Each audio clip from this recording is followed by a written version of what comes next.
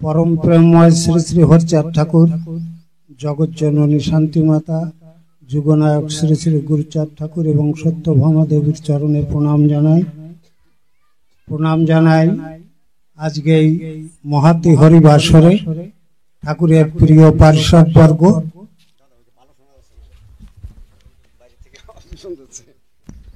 भक्तिमती मायेरा, ज्ञानी गुणी विदग्ध पंडित जन, साधु गुरु वैष्णव सकलेर चरण प्रान्ते ए पर्यन्त आपनारा गानेर माध्यमे बहु कथा शुनेछेन। हयतो गानेर मध्य गान अर्थात मोहिनी ज्ञान बला हय। गानेर एक नाम मोहिनी, जाते मानुषके मोहग्रस्त करे राखे। সেই কিসে রাখে? সুরে, তালে। আর মোহগ্রস্ত করে বলে তার মধ্যে পদ যোজনা হয়, অর্থাৎ যেটা তার উদ্দেশ্য সেই উদ্দেশ্য ওর ভিতরে ঢুকিয়ে দেওয়া হয়।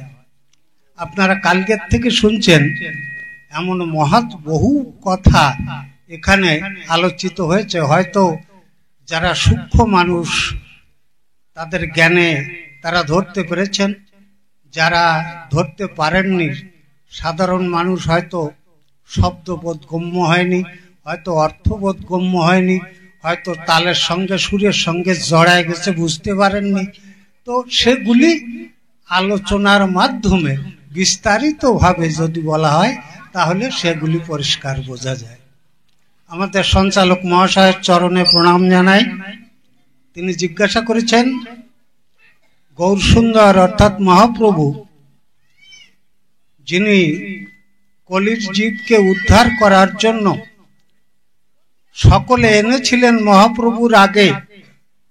কেউ তরোয়াল এনেছে, কেউ ঢাল এনেছে, কেউ তীর ধনুক এনেছে, কেউ খড়গ এনেছে, কেউ চক্র এনেছে। বিভিন্ন রকমের অস্ত্র নিয়ে মহাপ্রভুর আগের অবতাররা এসে উপস্থিত হয়েছিলেন ধর্মযুদ্ধ করতে। মহাপ্রভু এনেছিলেন জ্ঞানের অস্ত্র, ভক্তির অস্ত্র। এই ভক্তির অস্ত্র নিয়ে মহাপ্রভু এই জগৎকে এক করতে চেয়েছিলেন। আগের গুলোতে কিন্তু বিভাজন করে গেছে। একটু আগে আমাদের স্যার বলতেছিলেন যে কিভাবে সমাজকে বিভাজন করা হয়েছে। সেই বিভাজনকে একত্রিত করার জন্য মহাপ্রভু এলেন। মহাপ্রভু যে মতবাদ সৃষ্টি করলেন এবং যে মন্ত্র প্রদান করলেন, সেই মন্ত্র যারা যারা গ্রহণ করেছে তাদের নাম দেওয়া হয়েছে বৈরাগী বা বৈষ্ণব। এই বৈরাগী শব্দের মধ্যে রয়েছে মহাপ্রভুর মূল মন্ত্র। বৈরাগী বয়ৈকার, রয়াকার, গয় দীর্ঘী। বৈকারে বৈদিক ক্রিয়াহীন, রাকারে রাধা কৃষ্ণ ভজন নিষিদিন, গীকারে গিরিধারী লাল রাধা বল্লভ কৃষ্ণ ধন।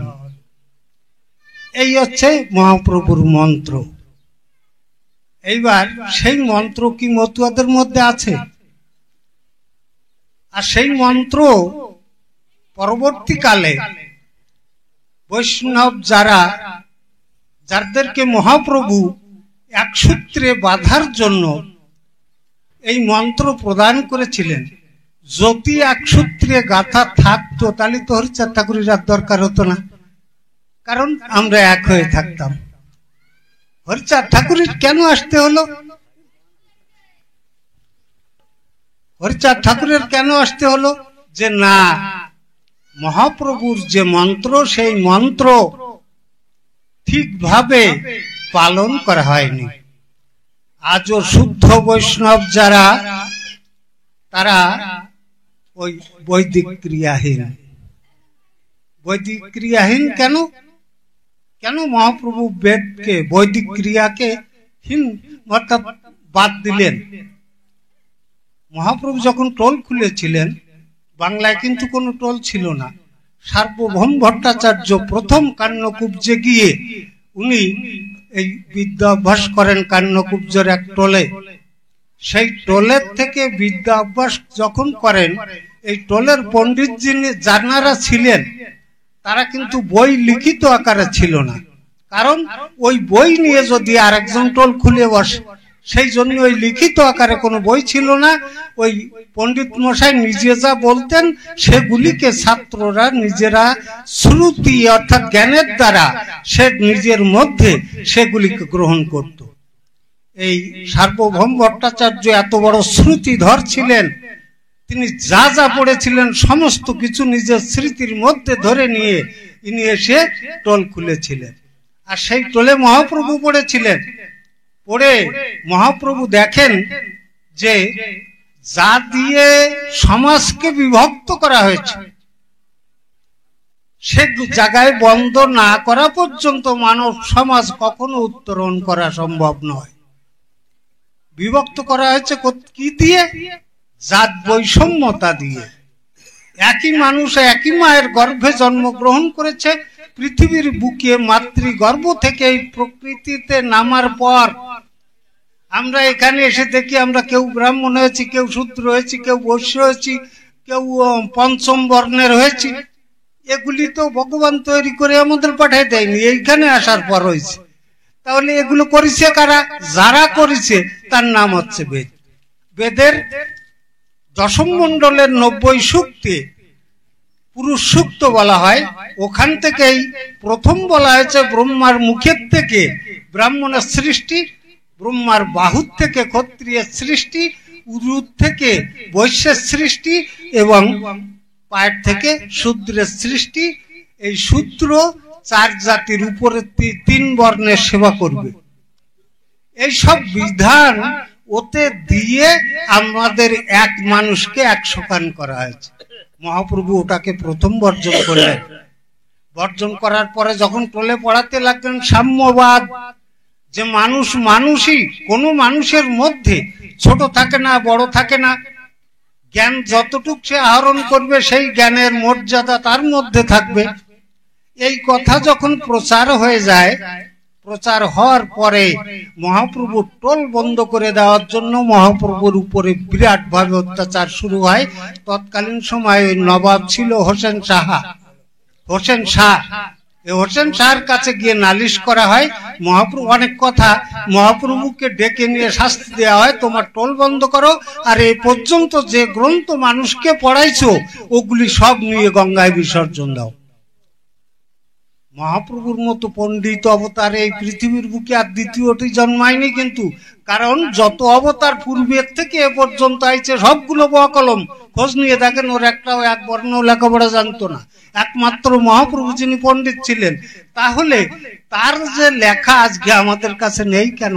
মহাপ্রভু উঠে যাওয়ার 24 বছর পরে, 30 বছর পরে, 40 বছর পরে যে সমস্ত গ্রন্থ লেখা হয়েছে সেইগুলি আমরা পাই, তার মধ্যে দেখি মহাপ্রভুর চরিত্র। তাহলে মহাপ্রভুর নিজের লেখাগুলি কোথায় গেল? তিনি তো পণ্ডিতের অবতার, সব ওই গঙ্গায় বিসর্জন দেওয়া হয়েছে।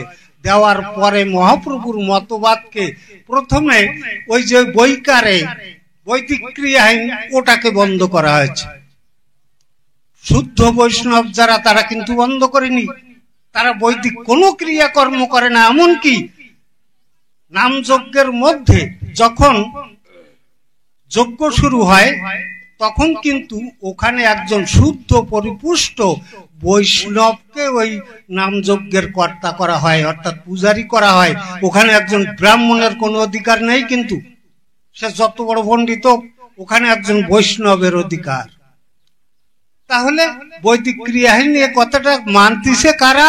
মুষ্টিমীয় কয়জন, যাদের জ্ঞানের মধ্যে মহাপ্রভুর আসল যে সূত্র, সেই সূত্রটা ঢুকে বসে আছে। এইবার রাকারে রাধা কৃষ্ণ ভজন নিশিদিন, এই রাধাকে আর কৃষ্ণকে যাদের ভজনা করতে হবে, রাধাতু থেকে রাধা শব্দের উৎপত্তি ঘটেছে। যিনি আরাধনা করেন তিনি রাধা। অনেকে মনে করে থাকেন যে রাধা বোধহয় একটা মেয়ে ছেলে, সেই মেয়ে ছেলে কৃষ্ণের ভজনা করত। আমাদের এই পুরাণ শাস্ত্রে রাধা এবং কৃষ্ণ নিয়ে যত কুচ্ছা রটানো হয়েছে এগুলি শুধু মাত্র মহাপ্রভুর ওই মতবাদকে ঢাকিয়ে দেওয়ার জন্য, আর কোনো কারণে নয়। ব্রহ্মবৈবর্ত পুরাণ পড়বেন, যে কোনো পুরাণ পড়বেন, ওতে রাধাকৃষ্ণ তত্ত্ব কথা যা বলা হয়েছে তা কিন্তু নিজের স্ত্রীর সঙ্গে বলা যায় না। এরকম রাসলীলা টিলা যা বর্ণনা করা হয়েছে, আসলে কিন্তু তা না। আসল কৃষ্ণকে, আসল রাধাকে খুঁজে বের করেছিলেন মহাপ্রভু। কোন মহাপ্রভুর আগে কোন শাস্ত্রে, একমাত্র ওই ব্রহ্মবৈবর্ত পুরাণ ছাড়া ওর আগের কোন শাস্ত্রে কিন্তু রাধা নাম নাই, রাধা শব্দই নাই, এমনকি গীতাতেও নাই। তাহলে ও শব্দটা পরবর্তীকালে আছে জয়দেবের থেকে। প্রথম রাধা শব্দ পাওয়া যায় জয়দেবের গ্রন্থে। সেই জয়দেবের গ্রন্থের থেকে রাধা শব্দের উৎপত্তি এবং তার অর্থ নির্ণয় করেছে মহাপ্রভু, যে রাধাকে এবং কৃষ্ণকে। রাধাতু থেকে রাধা শব্দের উৎপত্তি ঘটেছে, তার নাম হচ্ছে ভক্ত, যিনি আরাধনা করেন। কেন জয় রাধে বলে, জয় কৃষ্ণ বলে না, বলে জয় রাধে? কারণ কি? ভগবানের সে ভক্তের দাম বেশি। ওই রসিক লাল হরিচাঁদ ঠাকুরের সময় তিনি ব্যারিস্টার ছিলেন। এই রসিকলাল যে সময় চাকরি ছেড়ে দিয়ে চলে এলো, তখন হরিচাঁদ ঠাকুর রসিকলালের মা অনুনয় বিনয় করলো হরিচাঁদ ঠাকুরের কাছে, যে ঠাকুর, তোমারে ছাড়াও বিশ্বে আর কারো মানে না। এত বড় বিদ্বান হয়েছে, এত বড় পণ্ডিত হয়েছে, এত জ্ঞান অর্জন করেছে, জগতের লোকের সুখ দুঃখের কারণ হয়েছে। বলছি না গান মোহিনী। আর এই আলোচনা কিন্তু আস্ত আখ চাবাইয়ে রস বার করে তারপরে খাইতে হয়, আর ওটা ওই সুর আর তালের রূপ সিলিন্ডারের মধ্যে শব্দ রূপ আখ ঢুকোই দিয়েও রস খালি খালি বেরোয়, এতে কিন্তু রস বেরোয় না। অতএব ধৈর্য ধরে মনোনিবেশ করে না শুনলে এ বোঝা যাবে না। মায়েদের কাছে অনুরোধ, আপনারা একটু বসুন ধৈর্য ধরে।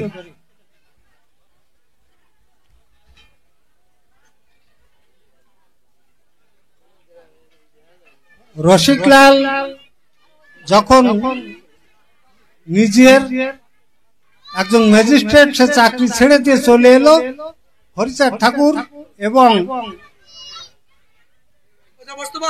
ওদের বসতে পারবেন না বলে কথা বললে অসুবিধা। হরিচাঁদ ঠাকুর মহেশ ব্যাপারীকে সঙ্গে নিয়ে গেলেন রসিকের বাড়িতে।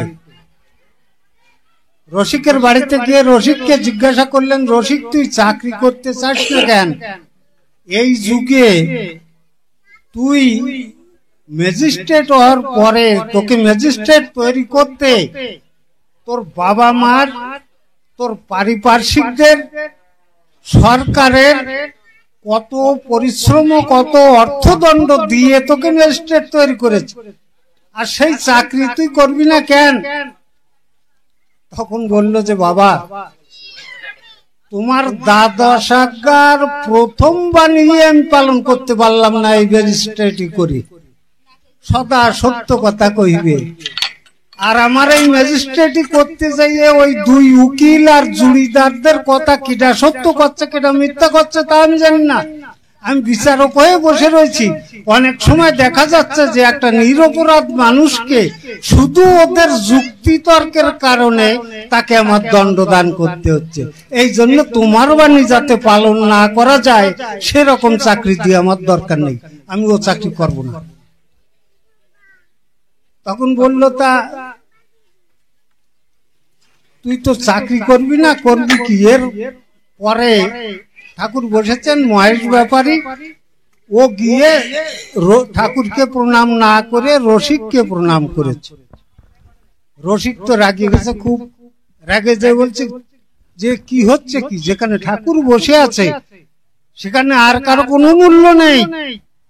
সূর্য যেখানে ওঠে ছোট ছোট বাতির কোনো মূল্য থাকে না, তুমি ঠাকুরের সামনে দাঁড়িয়ে আমাকে প্রণাম করছো, আমি ম্যাজিস্ট্রেট বলে? আমারও ম্যাজিস্ট্রেটের 3 পয়সাও দাম নেই, কেন আমার প্রণাম করতিস ঠাকুরকে প্রণাম না করে? তখন বলছে যে বাবা, ওই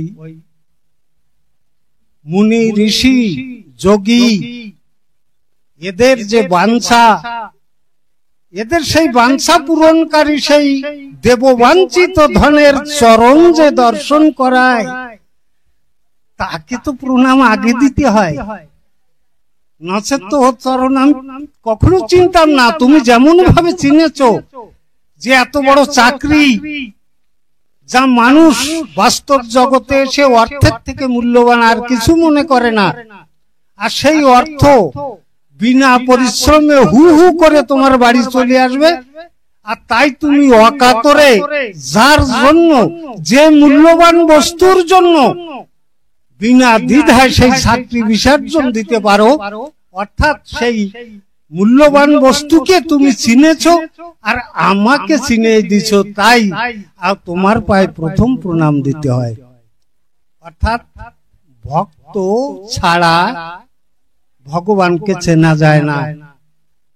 তাই রাধাতুতে রাধা শব্দের উৎপত্তি ঘটেছে। উনি হচ্ছেন ভক্ত।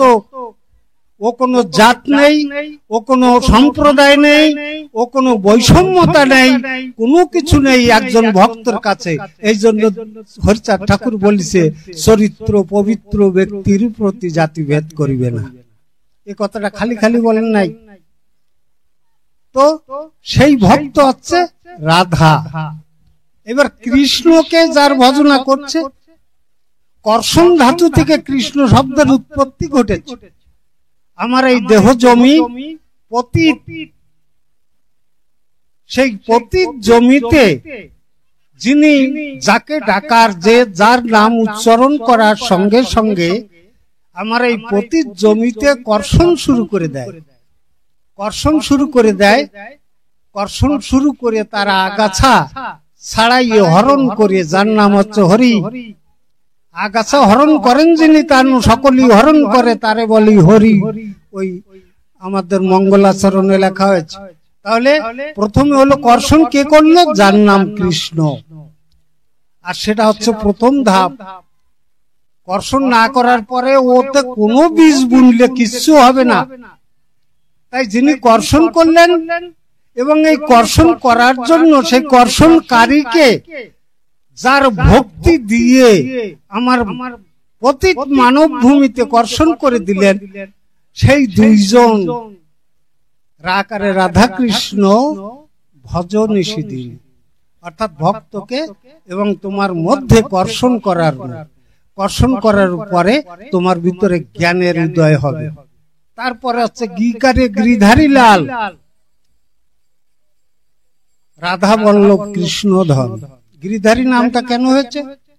তিনি গিরি গোবর্ধন কনিষ্ঠ অঙ্গুলিতে উঁচু করেছিলেন, তার জন্য তার নাম গিরিধারী হয়েছে। এই যে গিরি গোবর্ধন কনিষ্ঠ অঙ্গুলিতে উঁচু করলেন কেন? উঁচু করলেন ইন্দ্রের বর্ষণের হাত থেকে গোপীদের বাঁচানোর জন্য। ইন্দ্রের কোপে পড়ে ভগবান শ্রীকৃষ্ণের বাবা যখন ইন্দ্রের পুজো করতে যায়, তখন শ্রীকৃষ্ণ বলেন, তখন তিনি ছোট, যে বাবা এ কার পুজো করতিস? বাবা বলল, এটা ইন্দ্রের পুজো করছি। কেন? সে আমাদের রাজা। তখন বলছে, এই জগতে পূজার যোগ্য একজনই বাবা, সে হচ্ছে ঈশ্বর ভগবান পরম ব্রহ্ম যিনি, সে ছাড়া আর কারো পায় তোমার ওই মূল্যবান জ্ঞান পূর্ণ মাথা যেন হয় না। অতএব তোমারও ইন্দ্রিয় আজকে আছে, কালকে থাকবে না। ওর থেকে তুমি কম কিসে? ভক্তের চেয়ে বড় হয় না কিছু। আর ভক্তের সাধনা হচ্ছে ভগবান, তাকে ছাড়া বিশ্বে আর কোন পূজার জায়গা নেই। এই কথা শুনে যখন নন্দরাজ পুজো বন্ধ করে দিলেন, ওই ইন্দ্র কোপে তখন বর্ষণ শুরু করলেন। সেই বর্ষণের হাত থেকে বাঁচানোর জন্য ভগবান কনিষ্ঠ অঙ্গুলিতে গিরি গোবর্ধন ধরেছিলেন বলে তার নাম গিরিধারী লাল। কত লোক ছিল ওই বৃন্দাবনে? গোপীরা 1600 আমাদের ওর ভিতরে পাওয়া যায়। তা ধরলাম কয়েক হাজার। এইবার গুরুচাঁদ ঠাকুর এই যুগে এসে, গিরি গোবর্ধন শব্দের অর্থ কি? গিরি শব্দের অর্থ হচ্ছে পাহাড়, আর গোবর্ধন শব্দের অর্থ হচ্ছে অজ্ঞানতা। গুরুচাঁদ ঠাকুর যে অজ্ঞানতার পাহাড় তার কনিষ্ঠ অঙ্গুলিতে তুলে ধরেছেন, সারা বিশ্বকে এই পাহাড়ের তলে তিনি আশ্রয় দিয়েছেন। আছে এর থেকে বড় গিরিধারী লাল আর জগতে জন্মায়নি, আর জন্মাবেও না।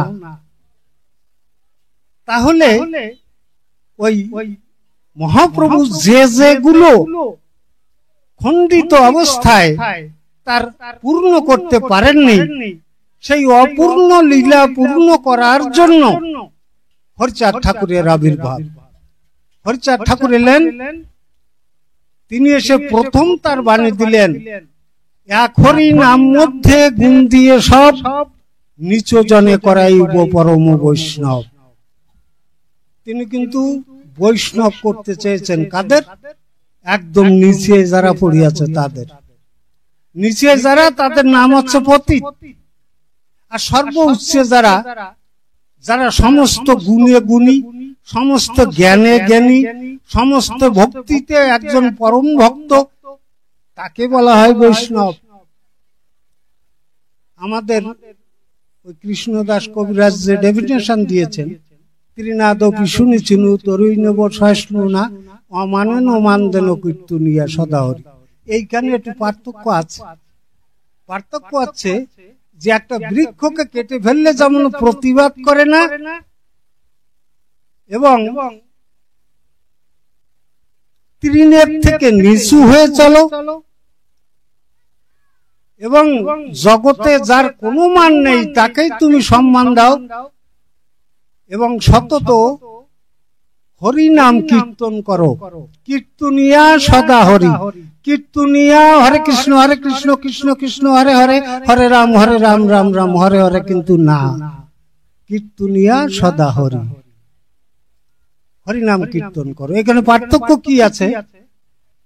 গুরুচাঁদ ঠাকুর বলেছেন, যেখানে বৈষম্যতা দেখবে সেখানে প্রতিবাদ করবে, সেখানে ত্রিনাদপি শুনিছিনু হয়ে থাকবে না তুমি। কারণ এই প্রতিবাদই হচ্ছে সংঘর্ষ, এর নাম হচ্ছে যুদ্ধ। আর এই যুদ্ধে নামানোর জন্য হরিচাঁদ ঠাকুর প্রথমে আনলেন যুদ্ধের বাদ্য, তা আনলেন গোলক পাগল ডাঙ্কা। এই ডাঙ্কা এর নাম হচ্ছে ইংরেজিতে ওয়ার ড্রাম। এ ব্যবহার হতো যুদ্ধে। যুদ্ধে কেন ব্যবহার হতো? যারা যুদ্ধে যায় তাদের ঘর সংসার পরিবার স্ত্রী পুত্র সবই থাকে, তো সে যখন যুদ্ধে যায়, চাকরি করেছে পেটের দায়, শপথ নিয়েছে কি দেশ রক্ষা করব, তাতে আমার সমস্ত কিছু দিয়ে। এইবার যখন সে যুদ্ধে যাচ্ছে, পেছনে তার স্ত্রী পুত্র বাবা মা অমুক তমুকের কথা যদি মনে পড়ে, তাহলে ওই সামনের যারা শত্রু তারা ওই আনমনা অবস্থায় ওকে গুলি করে দেবে। অতএব ওর মন যেন কোন রূপ যুদ্ধ ভিন্ন আর কোন দিকে না যায়, তার জন্য ওই বাজনা বাজানো হয়, নিজের সমস্ত পিছনের কথা ভুলে যায়। হরিচাঁদ ঠাকুর কেন বাজালেন? যেন অন্য ধ্বনি নাহি শুনি তোমার নাম বংশী শ্রবণ করি। আমার মস্তিষ্ক কোষে এ যাবৎ ধরে বহু ধ্বনি আমার মাথায় ঢুকে দেওয়া হয়েছে, আর সে ধ্বনি আমাকে দ্বিবিধা অবস্থায় ফেলছে। যখনই একটা সমস্যা আসে তখন আমি এই দিক যাবো না ওই দিক যাবো বুঝতে পারি না। এর নাম হচ্ছে দ্বিবিধা। কারণ আমার মাথার মধ্যে একটা ধ্বনি আগের থেকে বাজিয়ে চলেছে, আর হরিচাঁদ ঠাকুরের এক ধ্বনি দিয়েছে, যা এতক্ষণ বললাম। এই দ্বিবিধা থেকে মুক্তি পাওয়ার জন্য হরিচাঁদ ঠাকুর এই বাজনা। গোলক চাঁদ এনেছে ডাঙ্কা, মহানন্দ পাগল এনেছেন সিংহা, বদন এনেছেন কাসর, এনে যখন বাজাচ্ছে তখন কিন্তু ওই সমস্ত মস্তিষ্ক কোষে যত শব্দ রয়েছে সমস্ত শব্দ দূরীভূত হয়ে গেছে। কারণ ওসব শব্দ খুব ক্ষুদ্র, একটা শব্দই ধ্বনিত হচ্ছে। সে শব্দটা কি? হরিব বল, হরিব বল, হরিব বল। আপনারা তো জানেন সবাই, যে সময় মহানাম উদ্দণ্ড কীর্তন হয় সে সময় আর কোন শব্দ শোনা যায়? ওই ডাঙ্কার তালের সঙ্গে শুধু হরিবোল শোনা যায়। ওই যে তাল, ও তালের নাম হচ্ছে ব্রহ্মতাল। পরম ব্রহ্মের নাম ওই ব্রহ্মতালে ধ্বনিত হয় বলে আর কোন ধ্বনি আমার মধ্যে প্রবেশ করতে পারে না। তাই অশ্বিনী গোসাই লিখেছে, যেন অন্য ধ্বনি নাহি শুনি তোমার নাম বংশী শ্রবণ করি। ওই ধ্বনি যে সময় আমার ভিতরে ঢুকে যায়, ঢুকে যাওয়ার পরে আমি তখন মতুয়ার প্রথম ধাপে যে পা দিই। জগতে বাঁচতে যে যুদ্ধ করা হয়, আমরা প্রত্যেক দিন দৈনন্দিন সকাল থেকে উঠে সন্ধ্যা পর্যন্ত যে যুদ্ধ করি, সে যুদ্ধ শুধু বাঁচার জন্য। কি করে বেঁচে থাকবো, কি করে সন্তান সন্ততি উৎপাদন করব, এবং সুখনিদ্রা কি করে যাব, এর জন্য কিন্তু আমাদের এই যুদ্ধ। এই যুদ্ধের জন্য আমরা সকাল থেকে সন্ধ্যে পর্যন্ত যে পরিশ্রম করছি, যা দিচ্ছি, তার বিনিময় আমার দেহ শুদ্ধি হচ্ছে না, মন শুদ্ধি হচ্ছে না, আমার কোনোটাই কিছু হচ্ছে না। এটাও কিন্তু মহাপ্রভু দিয়েছিল। যম, নিয়ম, প্রত্যাহার, ধারণা, ধ্যান, এর নাম হচ্ছে অষ্টাঙ্গ যোগ। এই অষ্টাঙ্গ যোগ ডাঙ্কার তালে তালে যে মতুয়ারা লাফায়, যদি কোন যোগীরই ডেকে এনে বিচার করান, তাহলে অষ্টাঙ্গ যোগ প্রত্যেকটা ওই কীর্তনের মধ্যে পা থেকে মাথা চুল পর্যন্ত ওই যোগ প্রত্যেকটা মতুয়ার মধ্যে হচ্ছে প্রতিনিয়ত। এই জন্য অষ্টাঙ্গ যোগ এবং মহাপ্রভুর যে মন্ত্র, সেই মন্ত্র পুনরায়, অর্থাৎ যা বাকি ছিল সেগুলিকে এক এক করে দিয়েছে সহজভাবে। এই অষ্টাঙ্গ যোগ করতে গিয়ে যোগী ঋষিদের কয়েক জন্ম কাটে গেছে, কয়েক জন্ম কাটেও তারা এই অষ্টাঙ্গ যোগ করে কিচ্ছু করতে পারেনি।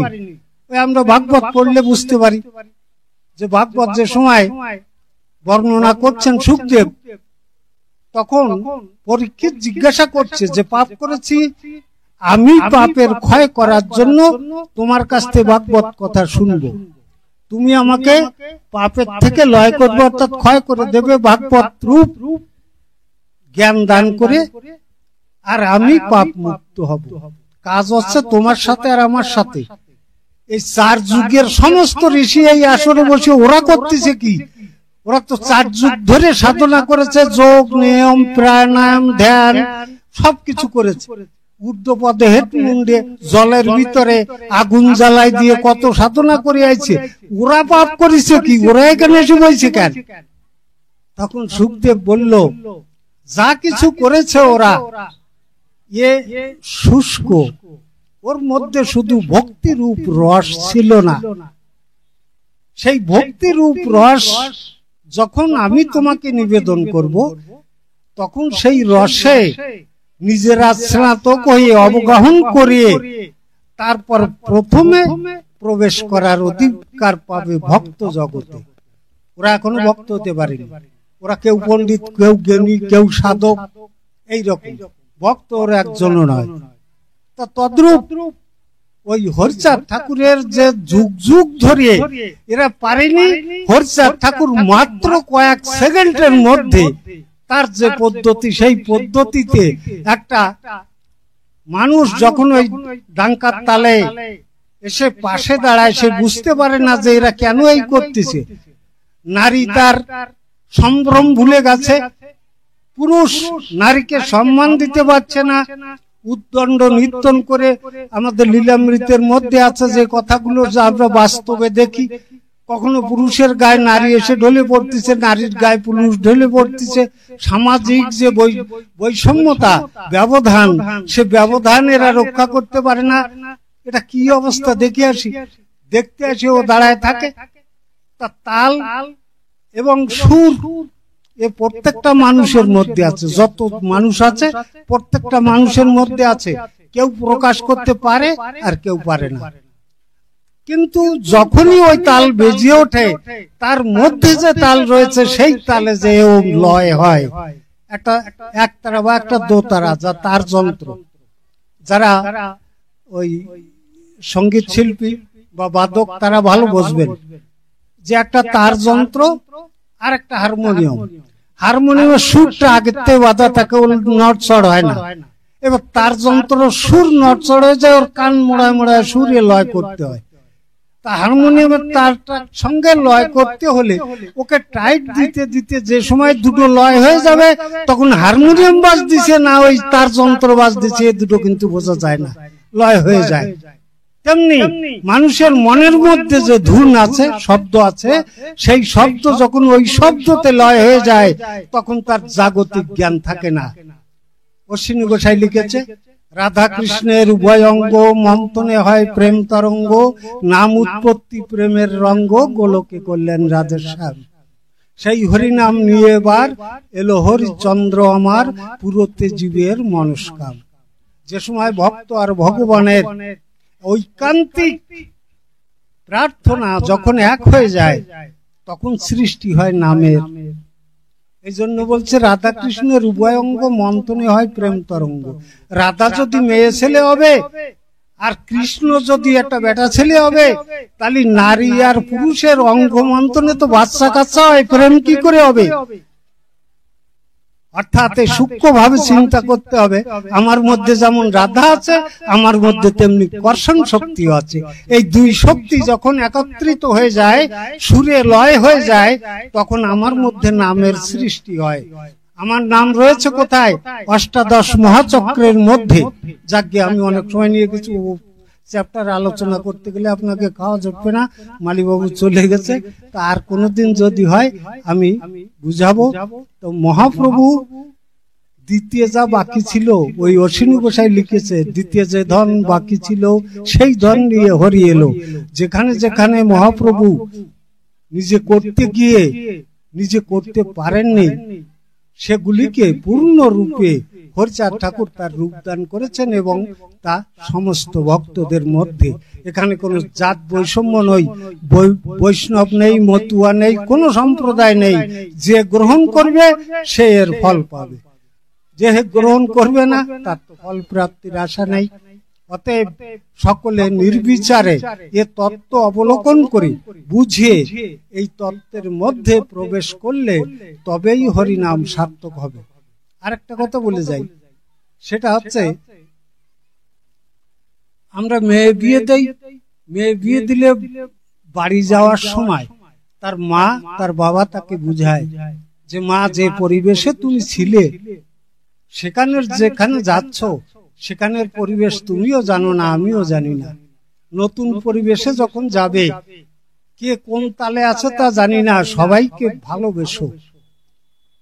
তোমার শ্বশুর, শাশুড়ি, দেওর, ভাসুর, ননদ, ননদিনী সবাইকে ভালোবাসো।